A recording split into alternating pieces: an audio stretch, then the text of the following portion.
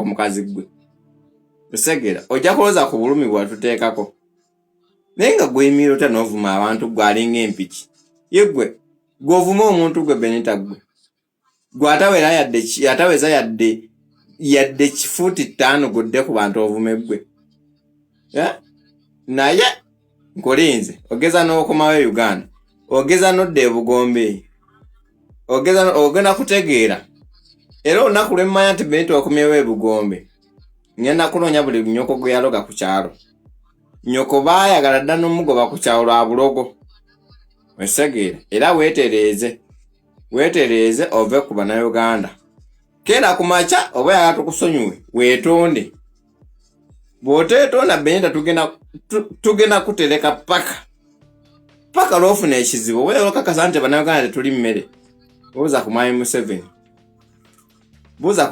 Otegere nti tetuli mmere tutereka. Tukulinda. Gwe kasi okola assessment etunyigiriza.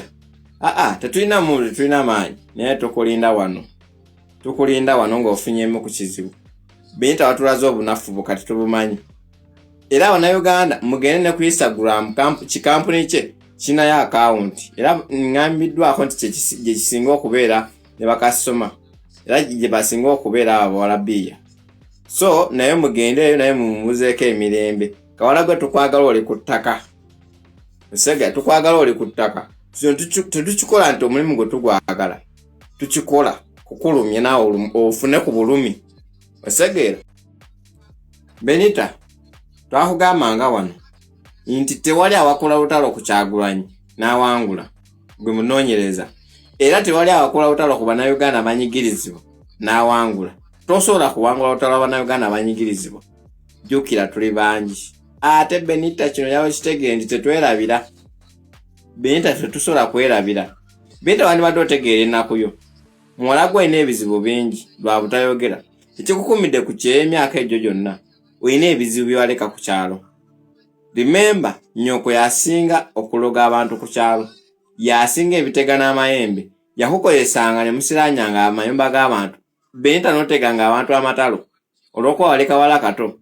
Osege, kojjaawo yakukozesa n'akwebakako. Benita, twagala ofune ku kizibu ekisinga ne kye tukutaddeko essaawa zino.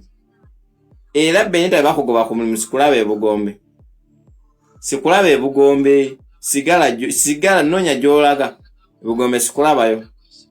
Kuba nnyoko mumanyi ne gyobe gye mubeera mumanyiyo. Segera. Bakwasaagala nnyo okuyingiza bantu batali mu ntalo. Naye Benita nandigenze ewammwe nenkwata ka video nenkateeka ku mutimbagano kuno. Naye olw'okuwa abantu abatali mu bino ebintu ekitiibwa saagala kukikola. Nojja kutuwaliriza okikola Benita. Tulaga abantu wewasinziranga okuloga abantu ku kyalo. Benita kyenjogerako bw'oba ogamba nkuwaayira. Genda ompa waabiri. Benita abantu bemwaloganga bonna Benita bakimanyi nti mwaba abaloga. Era baagambanga yakozesanga akawala akampi ng'ejjuuni. Ne mmanya yeggwe. Segere. Niyo bantu lwaki tetumanya nnaku yaffe. Benita olina ebizibu bingi olina ebizibu bingi. Naye wandivudde ku nnaku y'Abannayuganda tulina ennaku etumala. Benita ogenda kufuna ekizibu ekisinga. Ogenda kufuna ekizibu kyotafunanga nako lwa kukudaalira Bannayuganda. Twali tukyali mu maziga abantu baffe battiddwa abamu bawambiddwa abamu tubbiddwa akalulu. Kewategeera dda nti tubbiddwa. N'otandika okusinika. Nnyo muzaako ki? Banaye okulayira wakutuuse muzaako ki? W'osimba ebinnya olinga embwa ejja amazi mu ssubi. Kakati naawe ojja kuloza ku bulumi bwe watuteekako mukazi gwe. Osegera ojja kuloza ku bulumi bwe watuteekako.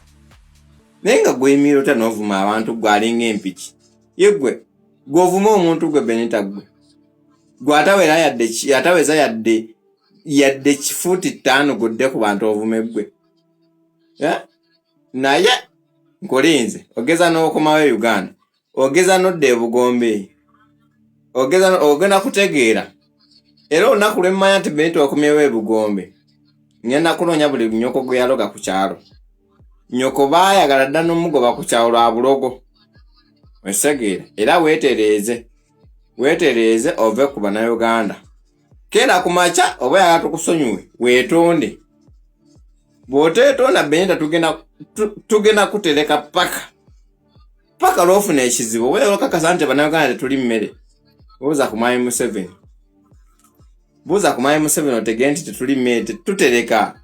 Tukulinda. Gwe kasookola assessment etunyigiriza. Tetulina muntu, tulina maanyi. Naye tukulinda wano. Tukulinda wano ng'ofunyemu ku kizibu. Benita watulaze obunafu bukati tubumanyi. Era Bannayuganda mugende ne ku Instagram kikampuni kye kinayo account. Era ngambiddwako nti gye kisinga okubeera ne bakasoma. Era gye basinga